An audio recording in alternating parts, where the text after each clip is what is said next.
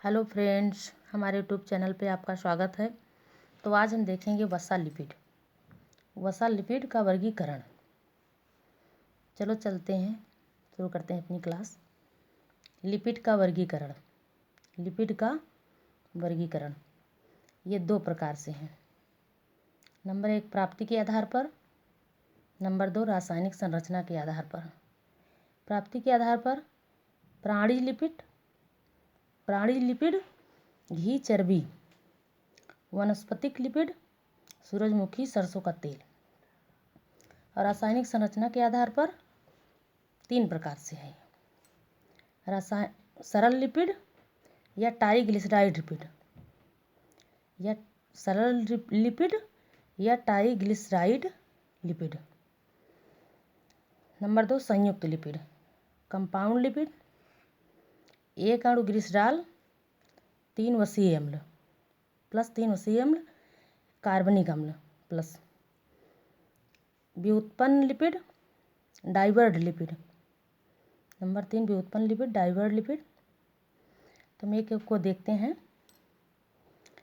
सरल लिपिड या triglyceride lipid. 1 glycerol, 3 वसीय अम्ल।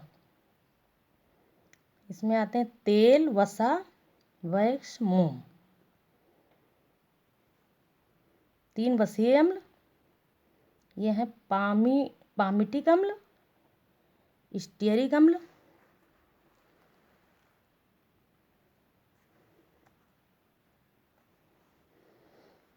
तीन वसीय अम्ल। इसमें आते हैं पामिटिक अम्ल, स्टीयरिक अम्ल, ओलिक अम्ल।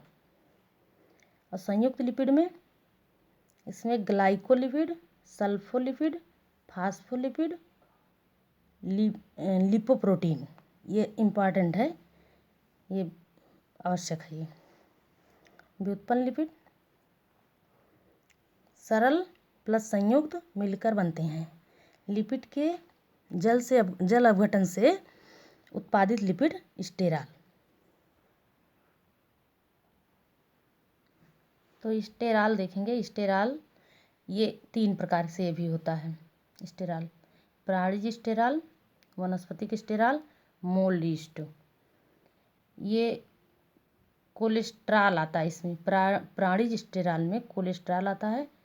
कोलेस्ट्रॉल जो है मांस, मछली, चर्बी इससे प्राप्त होता है। इसके उसमें मिलता है मांस, मछली, चर्बी, कोलेस्ट्रॉल पाया जाता है। वनस्पतिक स्टेरॉल में फाइटोकेमिकल्स पाया जाता है और इससे प्राप्त होता है सरसों, सूरजमुखी, तिल, मूंगफली। ये पौधों में पाया जाता है। पौधों से, वनस्पति जगत में पौधों से प्राप्त होता है। Mould yeast, ergosterol, microsterol. तो हम देखेंगे प्राप्ति के आधार पर इसको। प्राप्ति के आधार पर देखेंगे वनस्पतिक लिपिड और प्राणिज लिपिड।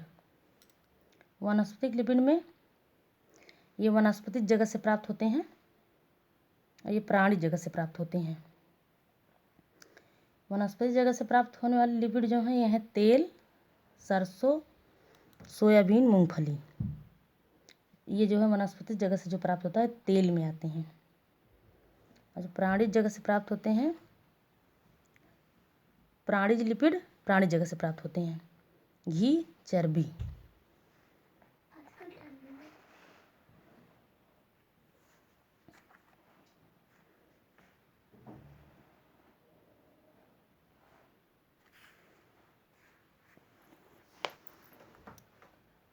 रासायनिक संरचना के आधार पर देखेंगे हम।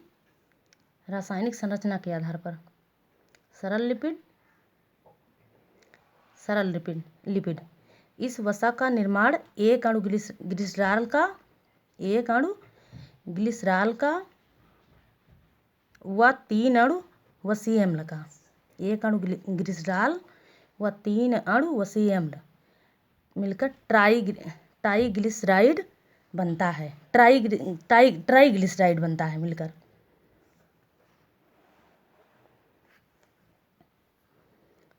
तेल वसा, जो तेल होता है, तेल वाला वसा जो होता है ये हमारा 20 डिग्री सेल्सियस ताप पर जम जाता है। 1 मिनट, सॉरी ये थोड़ा सा मिस्टेक हो रहा है। तेल ये है 20 डिग्री सेल्सियस ताप पर नहीं जमता है। पहले हम वसा देख लेते हैं। तेल और वसा दोनों को एक साथ लिख दिए हैं ना, तो तेल वसा, पहले हम वसा को देख लेते हैं। वो वसा जो है 20 डिग्री सेल्सियस ताप पर जम जाता है, ठोस हो जाता है। और तेल जो है ये 20 डिग्री सेल्सियस ताप पर नहीं जमता है, बल्कि द्रव अवस्था में रहता है। ग्लिसरॉल प्लस वसीय अम्ल बराबर वसा एवं तेल।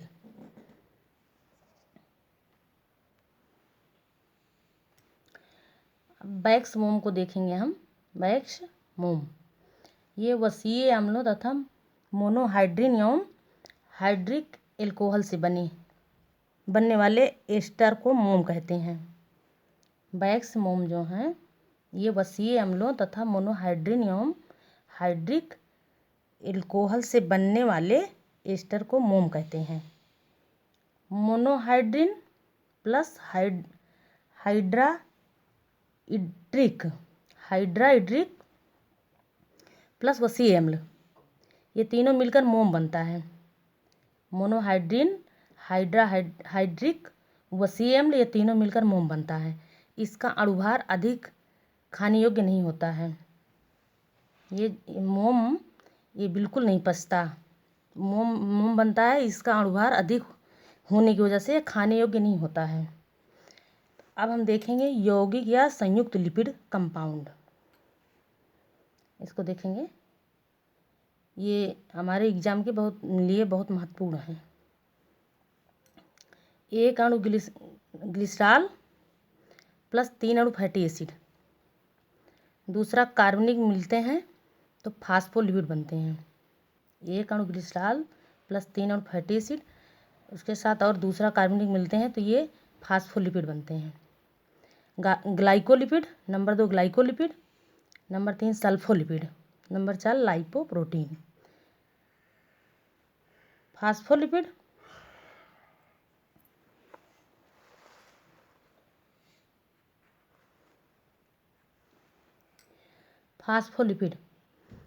फास्फोलिपिड देखेंगे, ये फास्फोलिपिड है ना, number 1, number 2, number 3, number 4। Phospholipid वसीय अम्ल प्लस ग्लिसरॉल प्लस फास्फोरिक अम्ल नाइट्रोजन युक्त क्षार, ये मिलकर फास्फोलिपिड बनते हैं। ये हमारे गुर्दा, हृदय, यकृत, मस्तिष्क में पाया जाता है। ग्लाइकोलिपिड वसीय अम्ल प्लस ग्लिसरॉल प्लस कार्बोज ग्लाइकोलिपिड, ये तीनों मिलके ग्लाइकोलिपिड बनते हैं। यह हमारे मस्तिष्क में सेरेब्रोसाइट्स तथा नाड़ियों में गैंग्लियोसाइट के रूप में उपस्थित हैं। ये हमारे मस्तिष्क में गैंग्लियोसाइट्स के रूप में उपस्थित हैं। नंबर 3 देखेंगे